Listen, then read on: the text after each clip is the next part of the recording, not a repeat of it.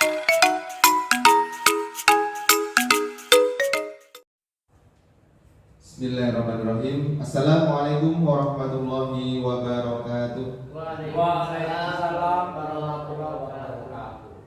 Bismillahirrahmanirrahim. Yang saya hormati Ibu Maria Widarsi Lestari, SPDSB, selaku Kepala SD Negeri Cacaban 3, rekan-rekan guru, staf karyawan SD Negeri Cacaban 3, dan juga Bapak Sodikin selaku CGP Angkatan 8 Kota Magelang.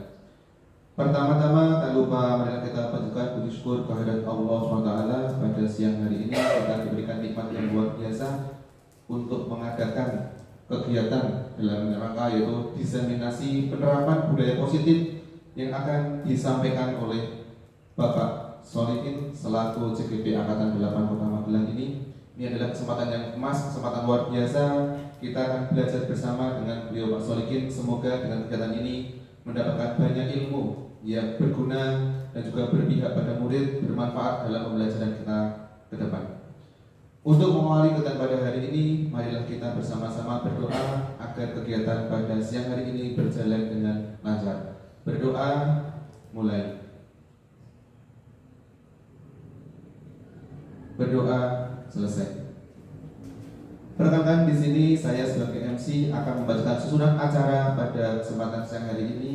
Yang pertama adalah pembukaan, yang kedua menyanyikan lagu Indonesia Raya, yang ketiga inti yaitu pemaparan atau diseminasi budaya positif oleh Bapak Solikin, dan yang keempat lain-lain tanya jawab, dan yang kelima adalah penutup. Untuk menginjak acara yang kedua yaitu menyanyikan lagu Indonesia Raya. Hadirin dimohon berdiri.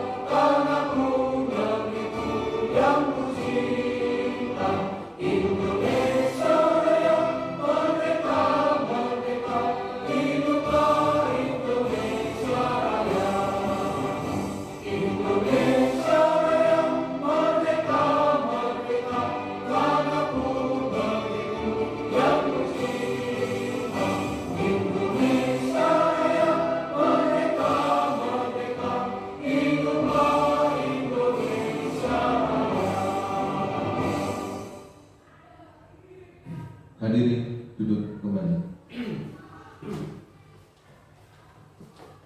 Selanjutnya acara yang ketiga adalah acara inti, yaitu pemaparan atau diseminasi budaya positif oleh Bapak Solikin. Kami persilakan.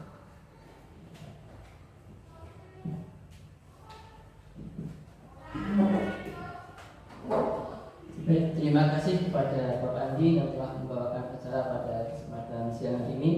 Sebelumnya, Assalamualaikum warahmatullahi wabarakatuh. Waalaikumsalam warahmatullahi wabarakatuh. Alhamdulillah, rabbil alamin, wassalatu wassalamu ala asyrofil anbiya'i wal mursalin wa ala alihi wa sahbihi ajma'in, amma ba'du. Yang terhormat Ibu Kepala Sekolah Ibu Maria Widarsi Lestari, yang saya hormati Bapak Ibu Guru SD Negeri Cacaban 3, yang saya hormati pula staf karyawan dari SD Negeri Cacaban 3. Yang pertama, marilah kita senantiasa memanjatkan puji syukur yang mana pada kesempatan siang hari ini kita semua masih diberikan kesempatan kesehatan untuk dapat melaksanakan semua kegiatan tadi dari tadi pagi sampai siang hari ini. Yang kedua, sholawat dan salam semoga senantiasa tercurahkan kepada junjungan kita Nabi Agung Muhammad SAW.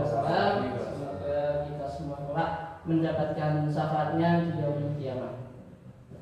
Baik Bapak Ibu yang kami hormati, yang pertama saya ucapkan terima kasih atas kehadiran Bapak Ibu semua yang telah berkenan hadir dalam rangka menghadiri diseminasi penerapan budaya positif. Kegiatan ini merupakan salah satu tugas dari program Guru Penggerak, di mana kami sebagai CTP harus melaksanakan diseminasi ataupun pemaparan kepada rekan sejawat baik di lingkungan sekolah ya ataupun lingkungan pendidikan di Kota Magelang. Dari dalam praktek ini saya nanti akan menyampaikan terkait dengan penerapan budaya positif. Dalam budaya positif ini Bapak Ibu terdapat 8 materi kunci ya, 8 materi kunci yang harus kita pahami sebagai pendidik maupun tenaga pendidikan di setiap lingkungan sekolah. Jadi yang pertama kita nanti akan mempelajari tentang perubahan paradigma belajar, kemudian disiplin positif, yang ketiga nilai-nilai kebajikan, yang keempat kebutuhan dasar manusia, yang kelima motivasi perilaku manusia, dan yang keenam posisi kontrol guru, dan ketujuh keyakinan kelas, yang terakhir segitiga restitusi. Mungkin dari beberapa materi ada yang baru atau asing bagi Bapak Ibu, atau mungkin ada yang sudah relatif terbiasa, mungkin yang sudah nilai kebajikan, mungkin sudah ada gambaran segitiga restitusi. Apakah sudah ada gambaran Bapak Ibu? Apa itu? Ya. Baik, oleh karena itu mari kita mulai dari kegiatan yang pertama, materi yang pertama yaitu perubahan paradigma belajar. Yang pertama, pembelajaran dengan paradigma baru itu adalah pembelajaran yang dirancang berdasarkan prinsip pembelajaran berdiferensiasi, sehingga para peserta didik belajar sesuai kebutuhannya berdasarkan tahap perkembangan sesuai teori psikologi modern untuk mewujudkan profil pelajar Pancasila.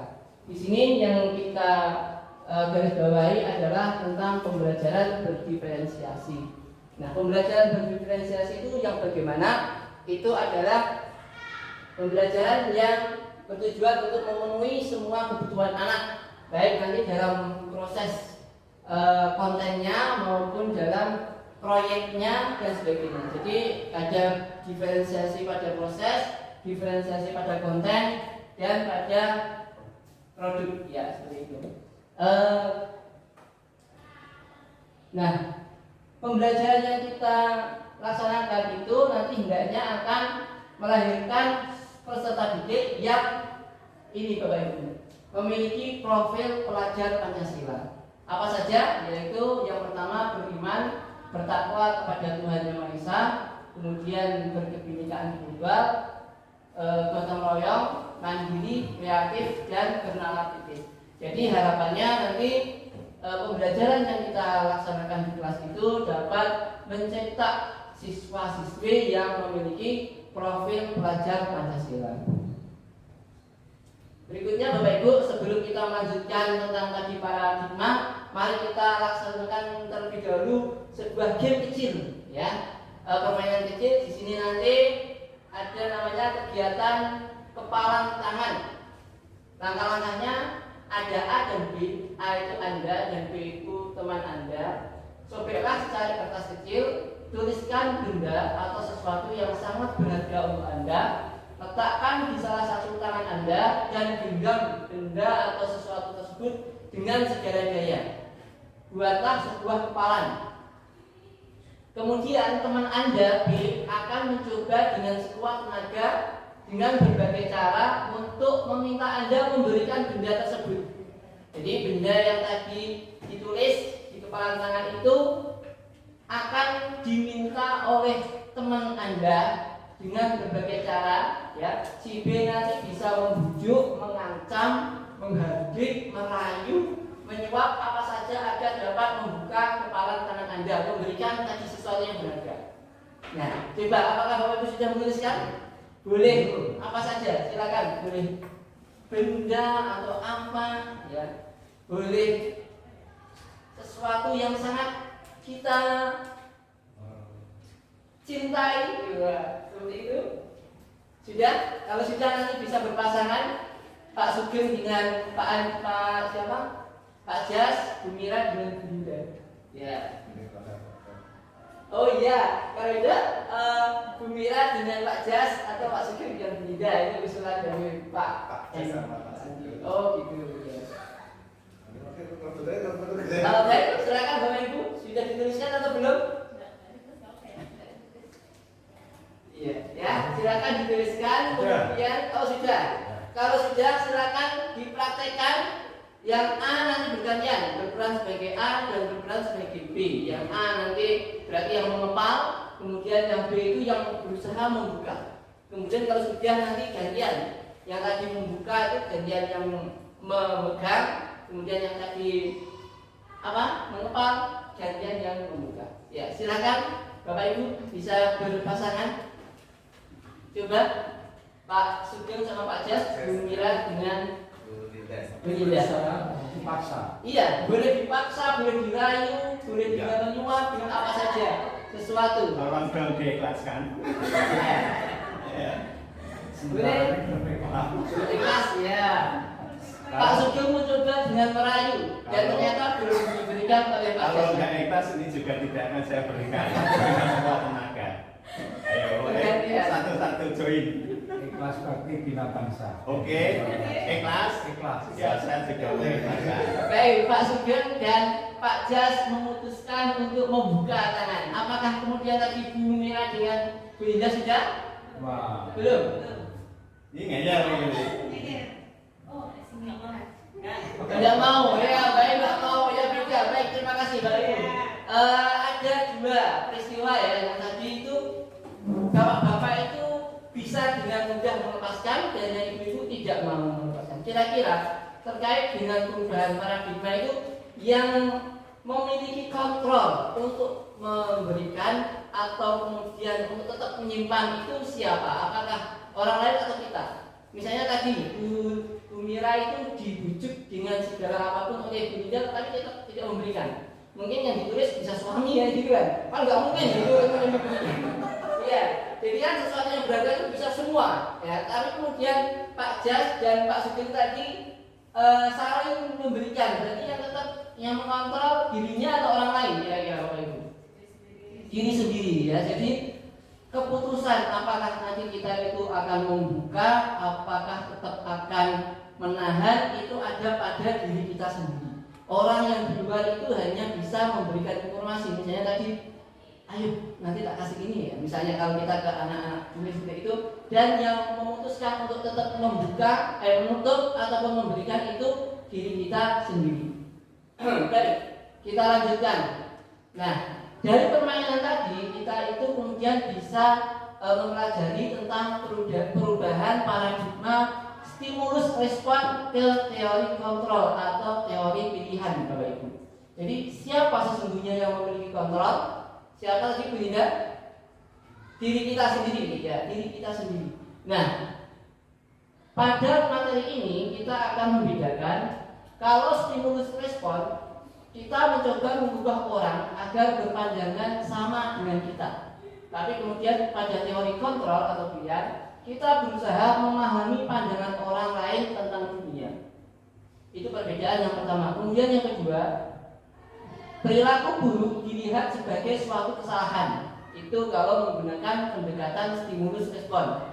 Kalau pakai teori kontrol atau pilihan, semua perilaku itu memiliki tujuan. Bahkan perilaku buruk mungkin itu juga memiliki tujuan. Setiap anak misalnya ketika dia berlari di luar kelas atau di dalam kelas itu mungkin memiliki tujuan. Tujuannya apa? Ya mungkin membuat dirinya senang atau ingin kebebasan seperti itu. Walaupun itu salah. Ya, jadi semua perilaku memiliki tujuan. Kemudian yang ketiga, orang lain bisa mengontrol saya. Ini pada stimulus respon. Tapi pada teori kontrol, hanya Anda yang bisa mengontrol diri Anda. Hanya kita. Dari permainan tadi, kita itu bisa mengontrol apakah kemudian dengan mudah tetap langsung diberikan saja, atau dengan bersikukuh tetap mempertahankan apa yang sangat dicintai tersebut, ya, bisa keluarga, bisa harta benda, bisa segala sesuatu, ya. Itu kemudian Bapak Ibu, yang perbedaan yang berikutnya yaitu pemaksaan ada pada saat bujukan gagal. Itu pada stimulus respon. Jadi boleh memaksa kalau dibujuk gagal. Anak-anak kok sudah diperingatkan untuk seragam lengkap tapi kok tetap melakukan pelanggaran, maka kemudian memaksa. Nah, itu pada stimulus respon itu boleh memaksa. Pada teori kontrol, kolaborasi dan konsensus menciptakan pilihan-pilihan baru, yaitu tentang kolaborasi bersama. Dan yang terakhir, stimulus respon, model berpikir menang kalah, ada yang menang dan ada yang kalah. Ya, tapi pada teori kontrol itu model berpikirnya menang-menang, win-win solution. Jadi harapannya setiap menghadapi segala sesuatu kita cari solusi yang memenangkan semua. Jadi tidak ada yang kalah dan tidak ada yang menang, tapi semuanya menang. Itu perubahan paradigma stimulus respon ke teori kontrol. Nah, kemudian Bapak Ibu yang kita pelajari adalah tentang disiplin positif. Mungkin kata disiplin sudah tidak asing ya Bapak Ibu ya. Apa itu disiplin? Jadi disiplin itu berasal dari bahasa Latin, yaitu disiplina, yang artinya belajar. Ya, mungkin kita itu di pikiran kita, di mindset kita, disiplin itu tertib gitu ya.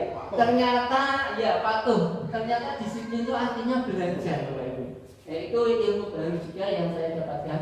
Kemudian makna asal dari kata ini berkonotasi dengan disiplin diri dari murid-murid Socrates dan Plato, ya, seorang filsuf dari Yunani. Kemudian disiplin diri membuat orang menggali potensinya menuju sebuah tujuan apa yang dia capai. Dan yang keempat, namun dalam budaya kita, makna kata disiplin telah berubah menjadi sesuatu yang dilakukan seseorang pada orang lain untuk mendapatkan kepatuhan. Ya, tadi yang disampaikan Pak Sugeng tepat sekali dengan teori yang sudah berkembang di sini ya, di negara kita, bahwa disiplin itu lebih identik kepada kepatuhan. Ya. Kecenderungan umum adalah menghubungkan kata disiplin dengan ketidaknyamanan, bukan dengan apa yang kita hargai atau pencapaian suatu tujuan mulia. Jadi itu yang perlu kita pelajari. Berikutnya Bapak Ibu, disiplin positif merupakan penerapan disiplin yang bertujuan untuk menumbuhkan kesadaran serta memberdayakan peserta didik tanpa imbalan penghargaan. Ya, tanpa imbalan penghargaan dan tanpa ancaman ataupun hukuman. Jadi harapannya kita bisa merubah kesadaran anak didik kita itu tanpa imbalan, tanpa ancaman, dan tanpa hukuman, tapi dengan menumbuhkan kesadaran diri. Nah, makanya materi budaya positif ini Bapak Ibu adalah materi inti dari pelaksanaan kurikulum merdeka yang disampaikan oleh fasilitator saya seperti itu. Makanya kemudian aksi nyata pada bab ini diwajibkan membuat rekaman karena saking pentingnya bab ini. Karena di hampir semua sekolahan yang namanya disiplin itu tetap dengan hukuman, dengan ancaman, dengan seperti itu, reward and punishment kalau dulu. Nah, nanti kita akan pelajari itu. Dan di materi ini, disiplin positif atau budaya positif itu, harapannya kita sebagai guru itu bisa menumbuhkan kesadaran anak ya, tanpa imbalan penghargaan, ancaman atau hukuman. Bahkan penghargaan pun tidak boleh. Kenapa tidak boleh? Nanti ada di materi berikutnya. Kita lanjutkan. Nah, sebagai pendidik, tujuan kita adalah menciptakan peserta didik yang memiliki disiplin diri sehingga mereka berperilaku mengacu kepada nilai-nilai kebajikan universal dan memiliki motivasi perilaku intrinsik dalam perubahan perilaku ke arah yang lebih baik. Nah, apa itu nilai-nilai kebajikan universal? Nilai-nilai kebajikan universal adalah sifat-sifat positif manusia yang merupakan tujuan mulia yang ingin dicapai setiap individu. Nilai-nilai tersebut bersifat universal dan lintas bahasa, suku, bangsa, agama maupun latar belakang. Nah, itu ada setiap perilaku atau perbuatan memiliki suatu tujuan, disampaikan oleh Dr. William Glasser pada teori kontrol. Kemudian dengan mengaitkan nilai-nilai kebajikan yang diyakini seseorang, maka motivasi intrinsiknya akan terbangun sehingga menggerakkan motivasi diri dalam mencapai tujuan mulia yang diinginkan. Itu disampaikan oleh Diana Dosen. Nah, nilai-nilai kebajikan yang dicapai oleh setiap anak Indonesia itu dikenal dengan nama profil pelajar Pancasila, yaitu ada 6 ini Bapak Ibu ya: beriman, bertakwa kepada Tuhan Yang Maha Esa, berakhlak mulia yang pertama, kemudian mandiri, bernalar kritis, berkebinekaan global, bergotong royong, dan kreatif. Nah, Bapak Ibu, selanjutnya kita akan mempelajari materi inti yang berikutnya tentang kebutuhan dasar manusia.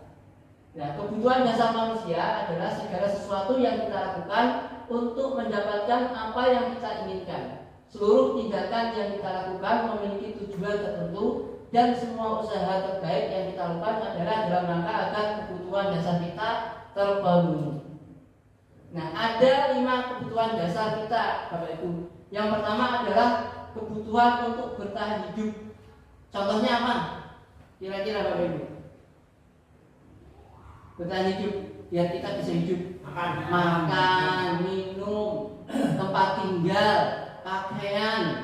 Nah, itu adalah masuk dalam kebutuhan yang pertama, yaitu kebutuhan untuk bertahan hidup, survival. Dan nanti pada anak-anak juga ada, kita kemudian pada dimensi anak di sekolah apa kebutuhannya. Kemudian yang kedua adalah kebutuhan cinta dan kasih sayang. Semua pasti butuh yang namanya cinta dan kasih sayang, love and belonging, ya seperti itu. Ini kalau kita jabarkan, perasaan ingin disayangi, dihargai, dihormati, nah itu nanti masuknya di sini. Ya, jadi kita semua butuh untuk dihargai, dihormati, didengar. Nah itu pada kebutuhan yang kedua, cinta dan kasih sayang. Kemudian yang ketiga adalah kebebasan atau freedom. Kebutuhan yang ketiga ini jika kita kaitkan dengan pola perilaku anak-anak, itu ditujukan ketika anak-anak itu ingin di luar atau lari-lari, atau ketika ditanya kenapa kamu nggak memperhatikan, saya pengen di luar Bapak, saya ingin di luar, ingin bermainnya di luar, itu berarti dia ingin kebebasan. Dan itu mirip dengan yang keempat, yaitu kesenangan atau fun. Ya, ketika anak-anak ingin belajar sambil bermain, jadi dia ingin memenuhi kebutuhan kesenangannya itu. Kemudian yang terakhir adalah kepuasan atau power. Kalau kita orang dewasa mungkin kebutuhan ini gampang untuk ditanya, misalnya kepuasan itu ya apa? Ya, kepala sekolah, kepala dinas, menteri, bupati, wali kota dan sebagainya. Nah itu berarti kebutuhan akan kekuasaan. Seseorang yang sudah kaya, dia sudah punya rumah, ya toh? Dia sudah punya istri yang cantik, setia, itu kemudian dia sudah bebas mau keluar negeri kemana-mana, dia sering kemudian jalan-jalan dan sebagainya. Keempat kebutuhannya udah terpenuhi, tapi kok masih nyalon ke wali kota? Nah berarti kebutuhan yang terakhirnya, kebutuhan akan kekuasaannya belum terpenuhi.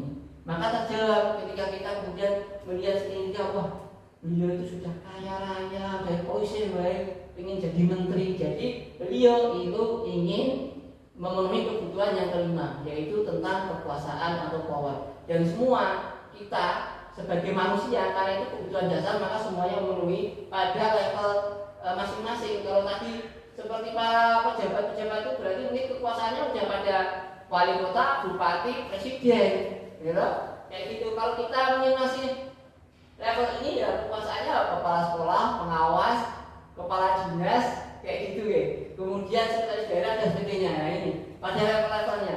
Nah kemudian pada anak-anak apa? Nah nanti kita pelajari. Pada anak-anak ini contohnya ketika anak-anak ingin dianggap bisa. Jadi anak itu baru ingin memenuhi kebutuhannya tentang kekuasaan.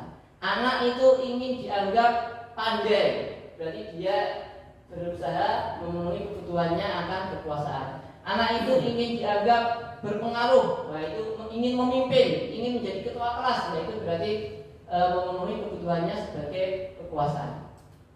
Nah, kemudian ketika kita sudah mengetahui kebutuhan dasar manusia, maka kita bisa melanjutkan kepada teori motivasi perilaku manusia. Motivasi anak atau kita sebagai orang dewasa melakukan ini itu apa?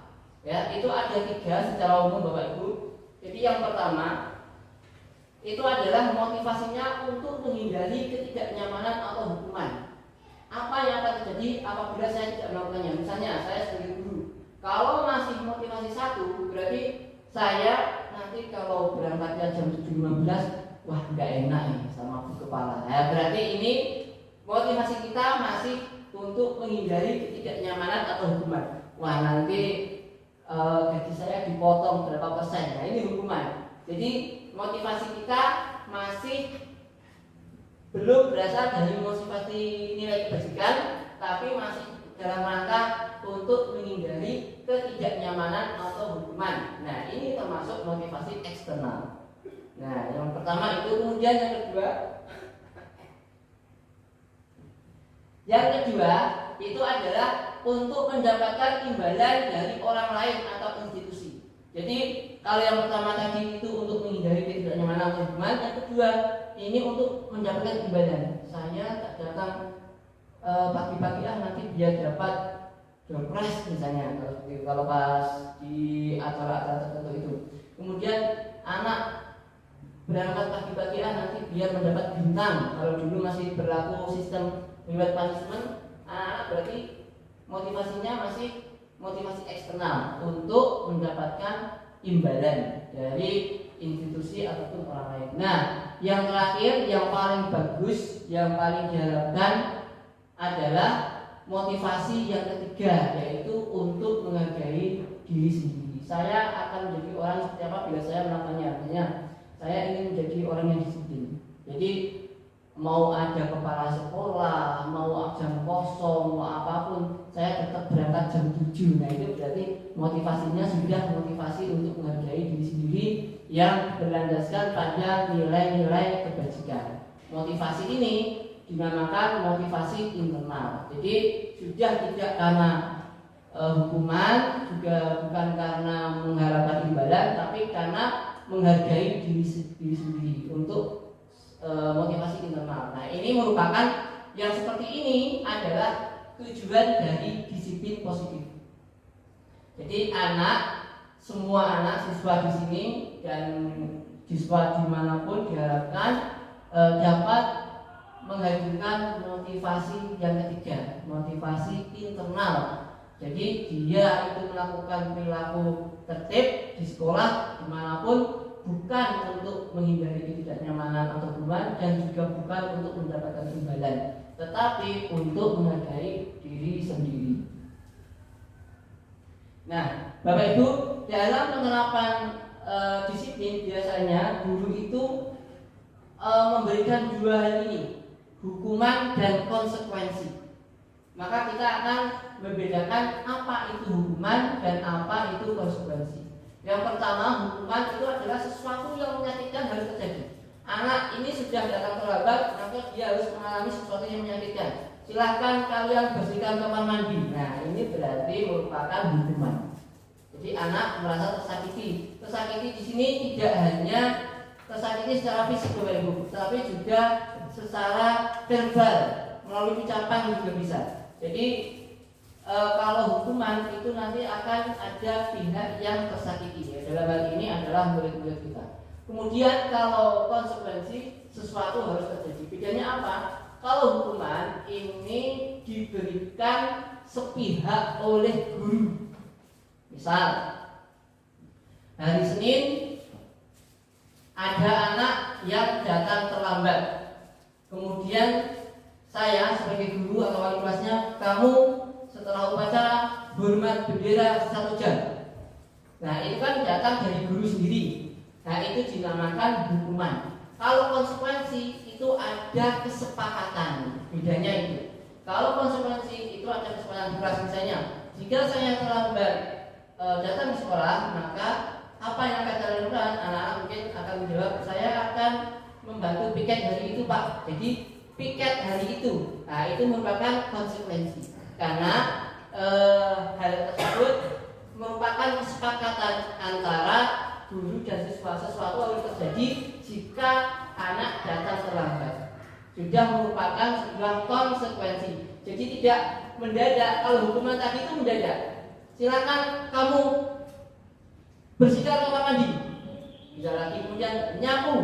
Silakan lari. Nah, sepihak spontan itu namanya hukuman. Kalau konsekuensi itu sudah dimusyawarahkan terlebih dahulu dengan murid. Jadi terhadap perilaku yang tidak disiplin A, maka konsekuensinya B. Yaitu adalah sebuah kesepakatan.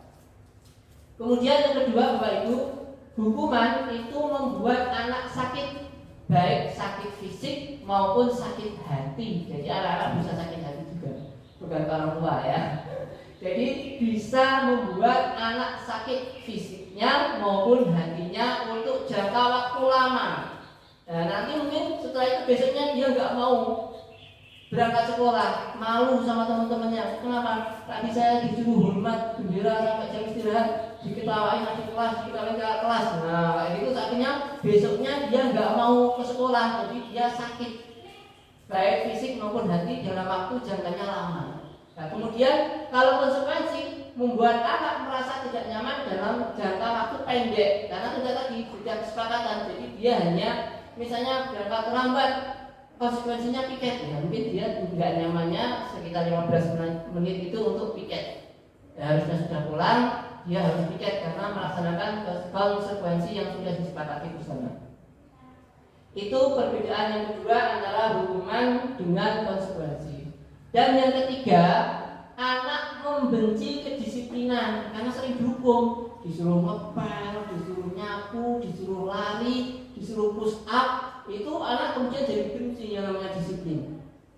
Disiplin itu langsung yang teringat dalam pikiran anak ya push up, lari-lari kayak gitu ya. Itu akibat dari penerapan hukuman yang menyebabkan anak jadi membenci kedisiplinan. Kalau konsekuensi, anak menghargai disiplin.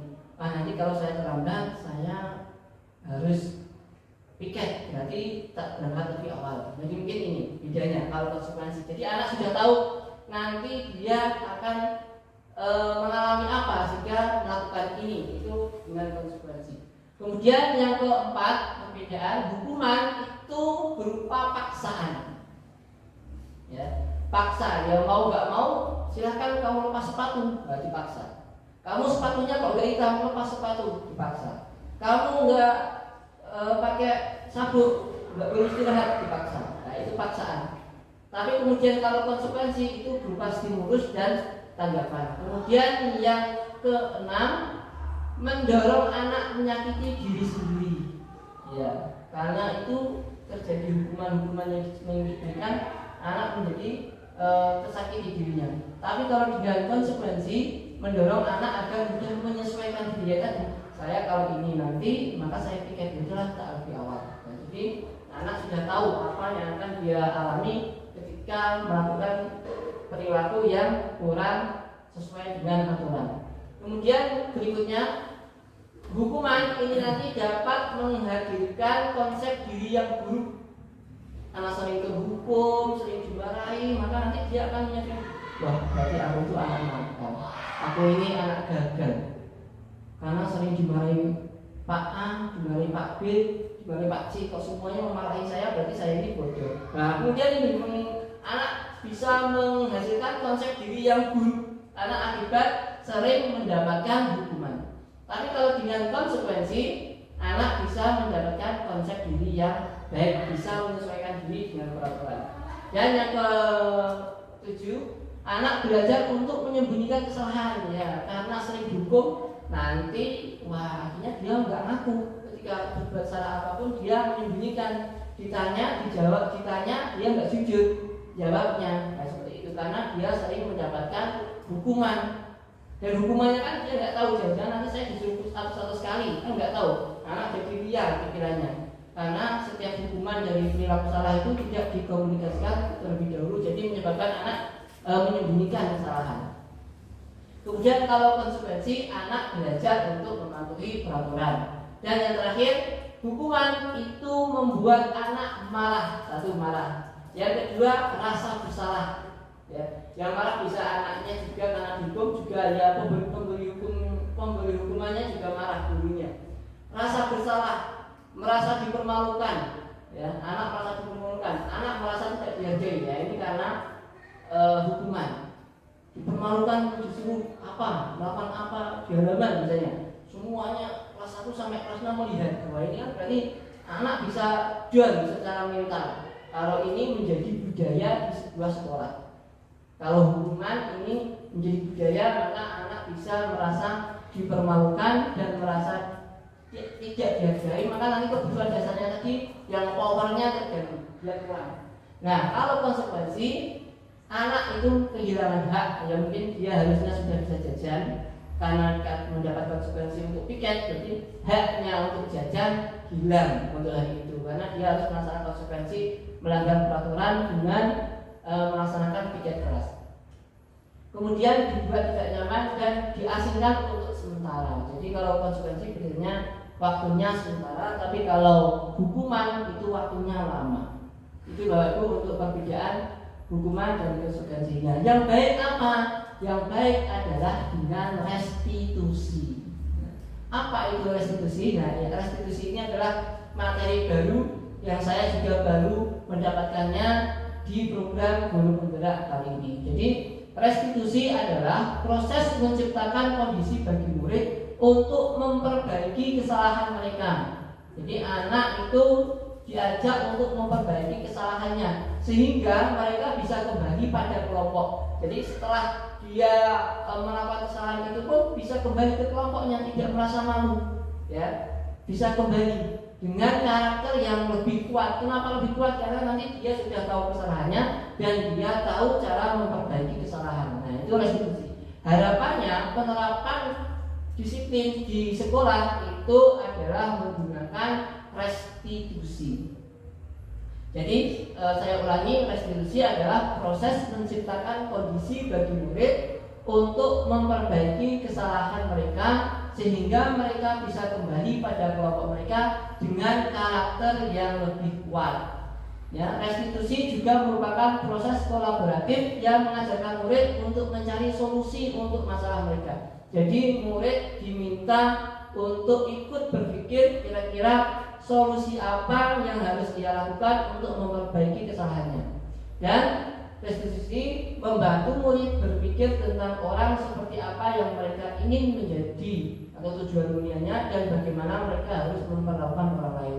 Jadi dengan restitusi ini murid diajak berpikir dia itu ingin seperti apa dan ingin seperti apa orang lain itu memperlakukan kita.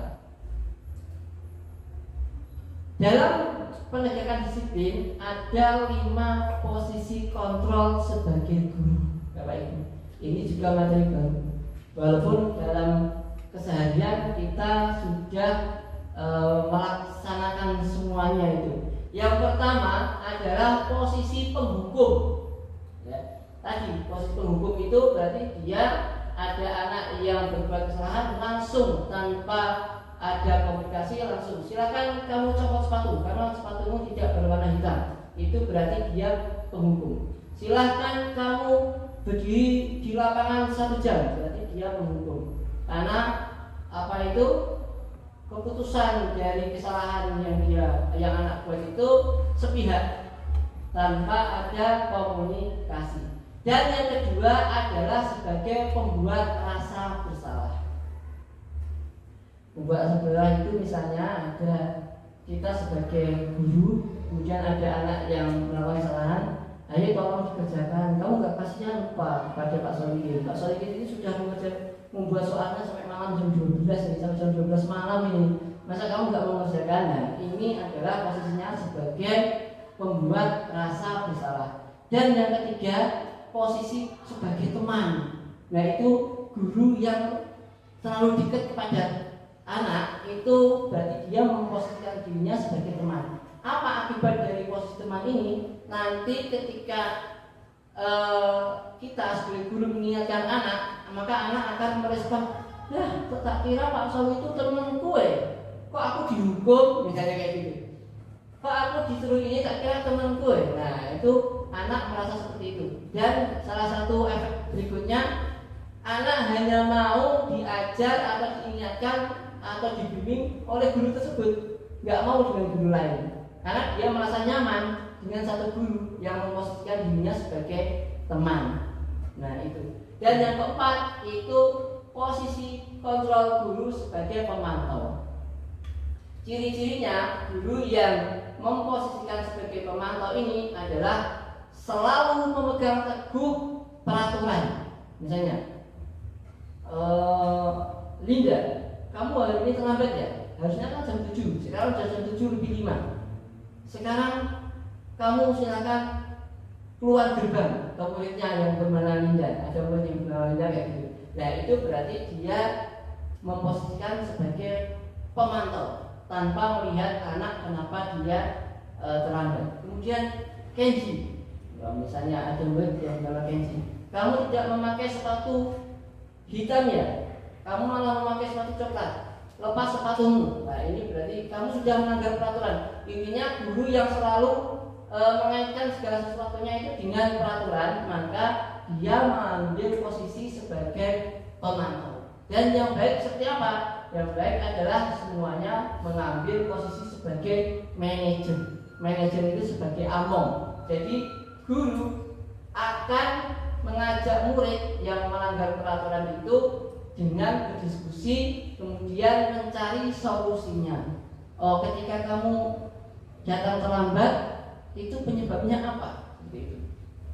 Ditanya, divalidasi dulu tindakan yang salahnya.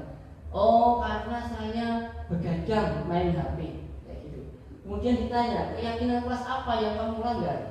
Oh, melanggar disiplin. Nah, anak yang diminta. Kemudian apa yang bisa kamu lakukan agar untuk memperbaiki kesalahanmu? Nah, anak nanti akan berpikir sendiri.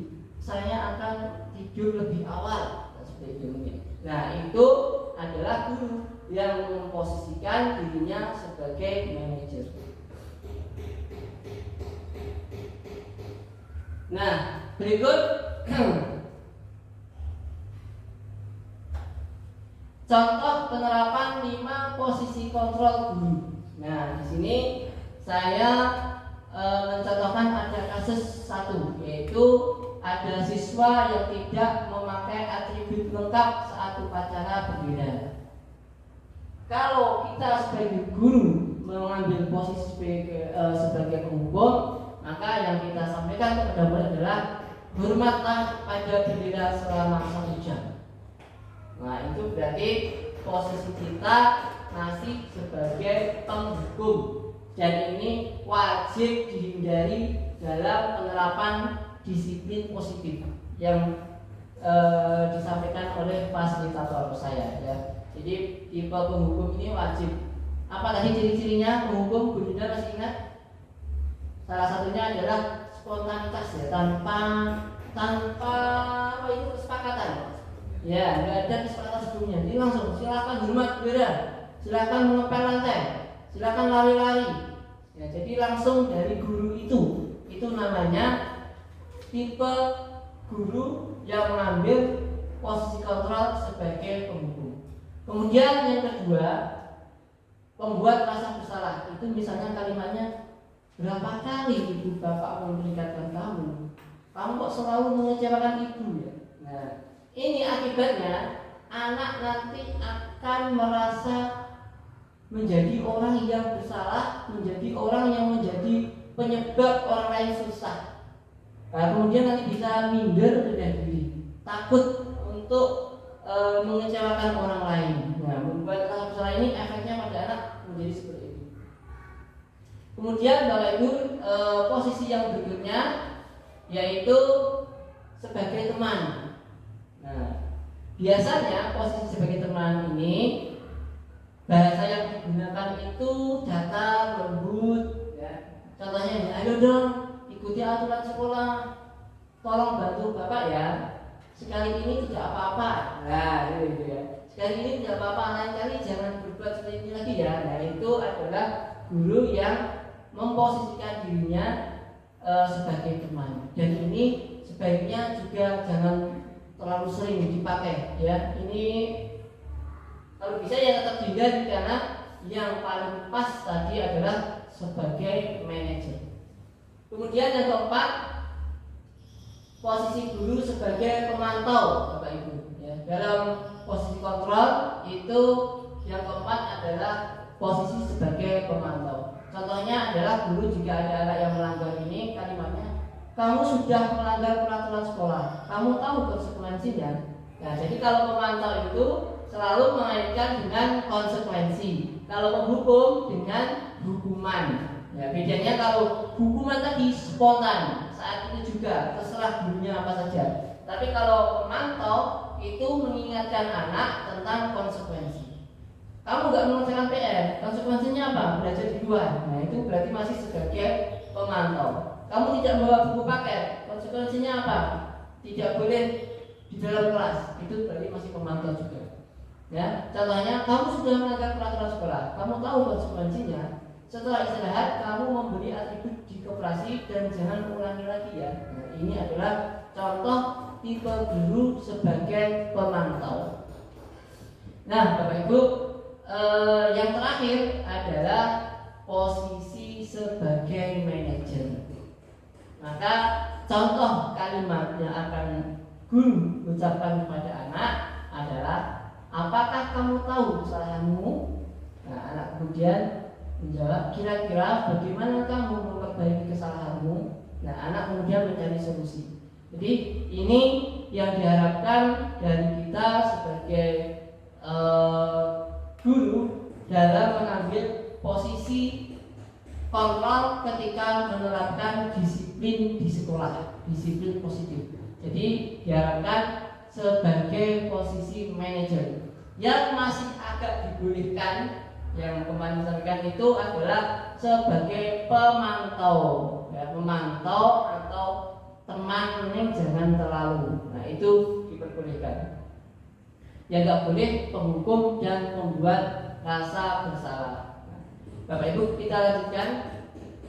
Nah, untuk mewujudkan disiplin positif itu maka harus ada keyakinan kelas. Nanti ketika kita melaksanakan proses restitusi tadi itu kan menanyakan keyakinan kelas. Mengapa tidak peraturan saja? Mengapa harus keyakinan kelas? Maka sebelum kita menjawab itu, kita jawab dulu pertanyaan ini.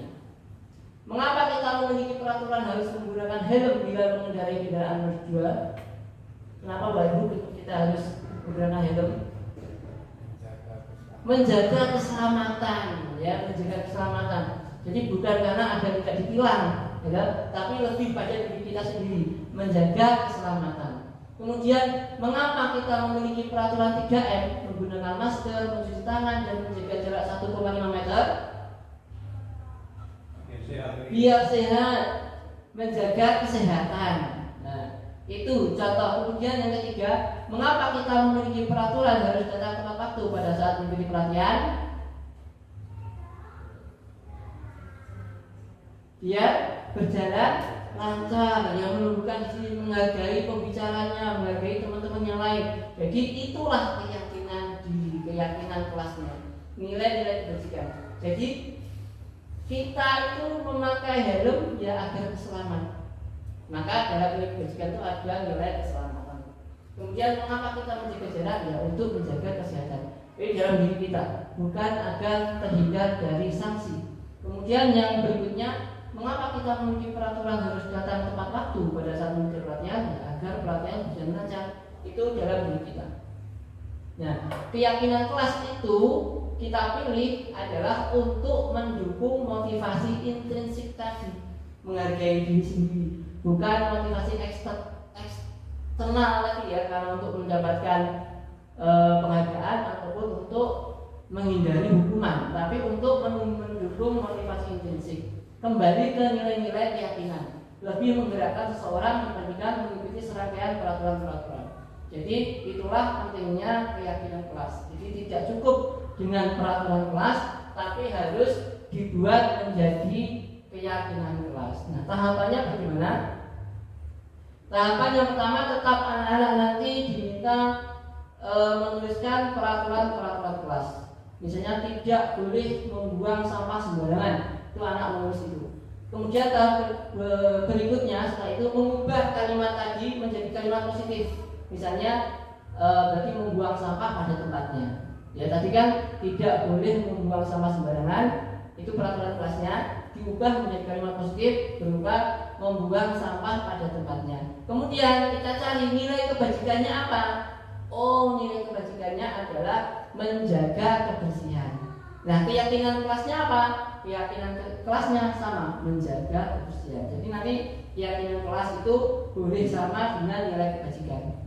Contohnya tadi, peraturannya tidak boleh membuang sampah sembarangan, kemudian diubah menjadi kalimat positif, membuang sampah pada tempatnya, kemudian nanti dicari nilai kebajikannya. Nilai kebajikannya adalah menjaga kebersihan. Nah, kemudian di keyakinan kelasnya yang nanti ditempel di dinding kelas itu adalah menjaga kebersihan. Nah, nanti bisa menurut ke yang lain. Itu salah satu contoh tahapan dalam membuat keyakinan kelas.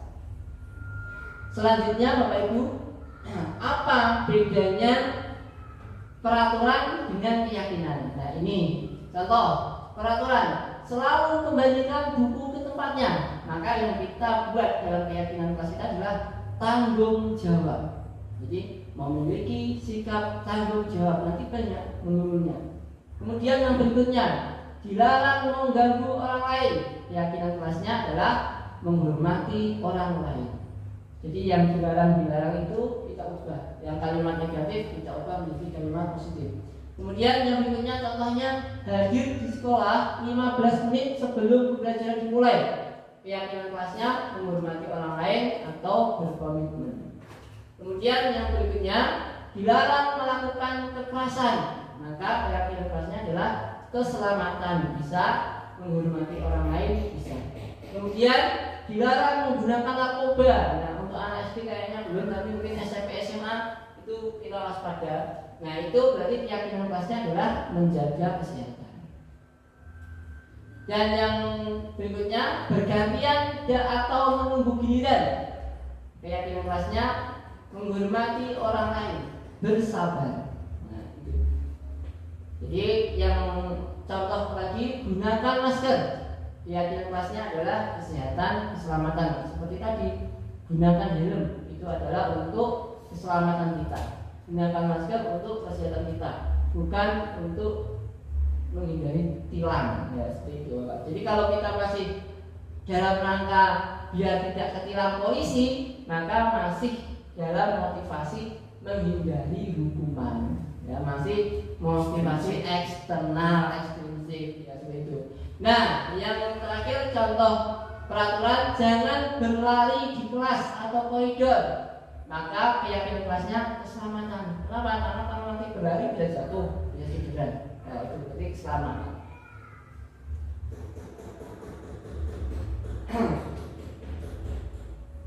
Nah, Bapak Ibu, dalam menerapkan disiplin positif itu ada satu metode, yaitu segitiga restitusi. Nah, apa itu segitiga restitusi?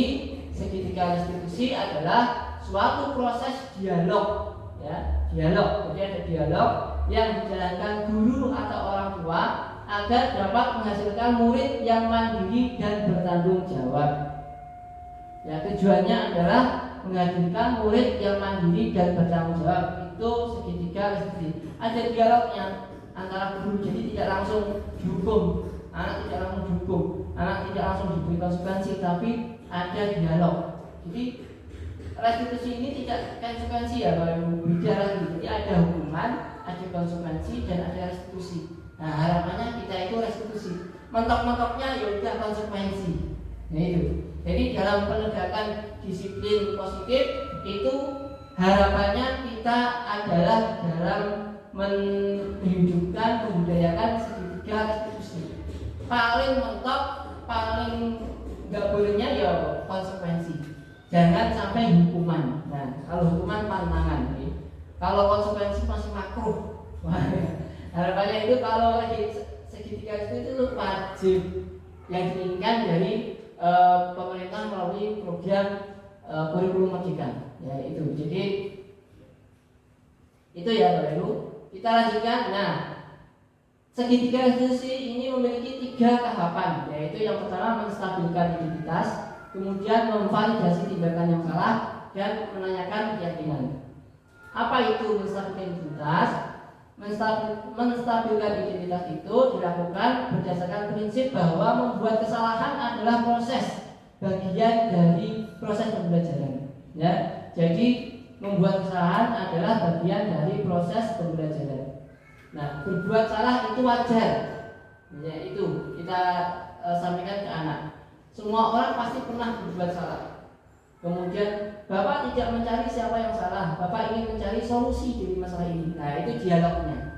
Dialog pada tahap menstabilkan identitas, contohnya seperti itu. Kemudian berikutnya memvalidasi tindakan yang salah. Dilakukan berdasarkan prinsip setiap perilaku berupaya memenuhi kebutuhan tertentu, yaitu tadi kebutuhan dasar 5 itu. Apakah untuk penguasaan, apakah untuk kesenangan, atau untuk kebebasan. Nah, dialog ataupun percakapan yang bisa dilakukan kepada anak pada tahap ini contohnya adalah kamu pasti punya alasan melakukan tindakan ini. Nah, ditanya anak alasannya. Padahal kamu bisa melakukan yang lebih buruk dari ini ya. Intinya anak itu hanya mendorong, kan harusnya bisa memukul juga, tapi kamu sudah bagus karena tidak memukul. Nah, itu pada tahap validasi tindakan yang salah. Kemudian yang ketiga, kamu patut bangga karena telah melindungi sesuatu yang penting buatmu. Misalnya anak melindungi jawabannya karena dicoret temannya, gitu. Itu dilakukan pada tahap memvalidasi tindakan yang salah. Dan yang ketiga, yang terakhir itu menanyakan keyakinan.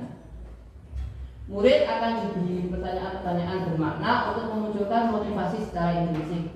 Kemudian sehingga anak-anak itu mampu mengaitkan keyakinannya dengan tindakan yang salah. Contoh, apa keyakinan kelas kita? Misalnya anak tanya menjawab disiplin, Pak. Nilai apa yang telah disepakati bersama? Tanggung jawab. Kemudian kamu mau menjadi orang seperti apa? Saya mau menjadi orang yang disiplin, Pak. Kemudian seperti apa gambaran kelas yang ideal menurut kamu? Nah, itu kita tanyakan pada tahap menanyakan keyakinan. Nah, jadi ada 3 tahapan tadi, yaitu pertama menstabilkan identitas, memvalidasi tindakan yang salah, dan yang ketiga adalah menanyakan keyakinan. Contoh penerapan segitiga restitusi.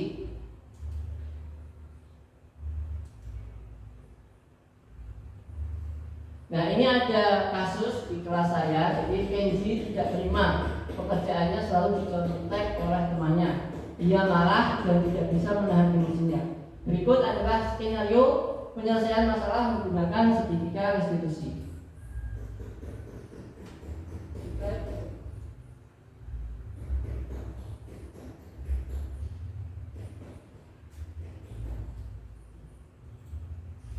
Kenji, tadi Bapak minta laporan dari kepala kelas, katanya kamu bertengkar ya dengan Anda? Iya Pak, saksi. Ada suka mencoba percaya saya Pak, bukan PR, itu sudah selalu tercoba.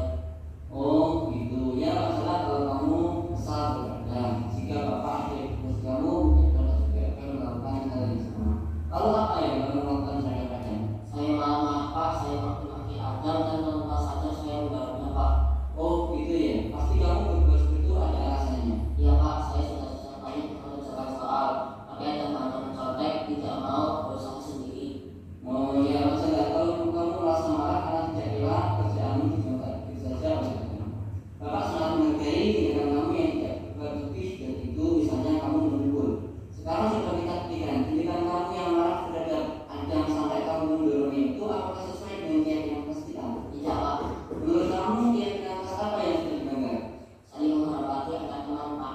Ya betul. Menurut kamu saling menghormati antar teman itu penting tidak menurut kamu? Penting Pak. Baik, kalau menurut kamu itu penting, jadi keyakinan apa yang harus kamu lakukan pada saat kamu sedang marah? Harus lebih sabar Pak. Kamu bersedia memperbaiki masalah ini? Iya Pak. Apa yang akan kamu lakukan untuk memperbaiki masalah ini? Saya akan bersabar dan menahan amarah saya. Jika ada teman yang contek, saya akan melapor kepada guru mata pelajaran atau wali kelas saya Pak. Iya, tepat sekali. Jadi, tetap semangat ya. Sekarang silakan kamu kembali ke kelas. Terima kasih Pak. Assalamualaikum warahmatullahi wabarakatuh. Nama saya Kenji dari kelas 4. Saya senang sekali diajak diskusi dengan Pak Guru untuk dapat mengendalikan diri dan amarah karena perilaku teman sekelas saya. Saya harus banyak belajar, bersahabat dan dapat menghormati teman-teman.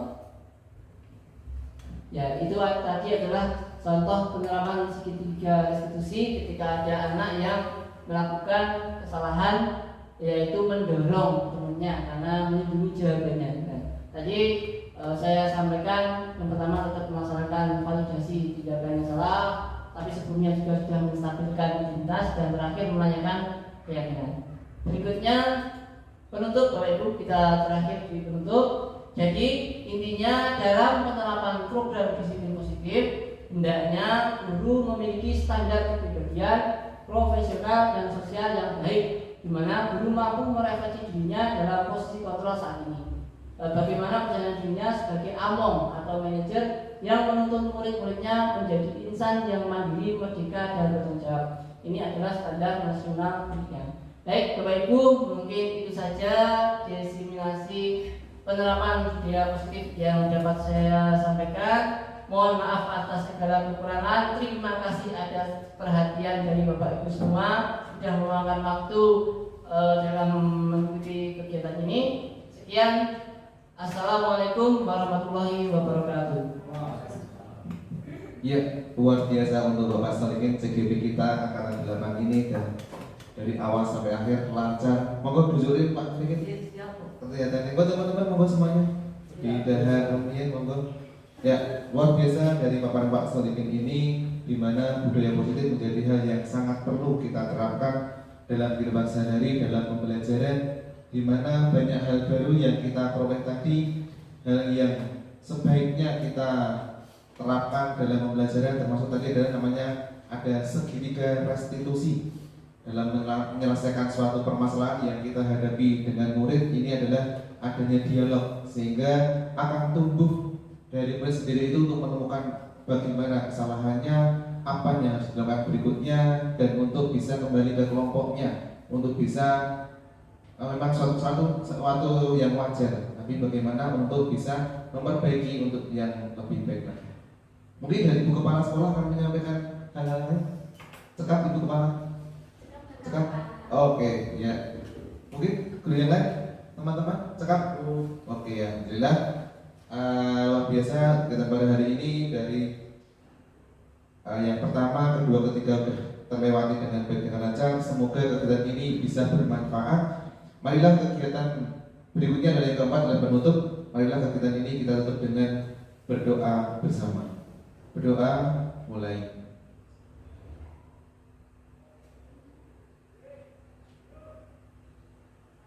Berdoa selesai. Demikian yang dapat saya sampaikan. Jika ada salah mohon maaf. Assalamualaikum warahmatullahi wabarakatuh. Waalaikumsalam warahmatullahi wabarakatuh.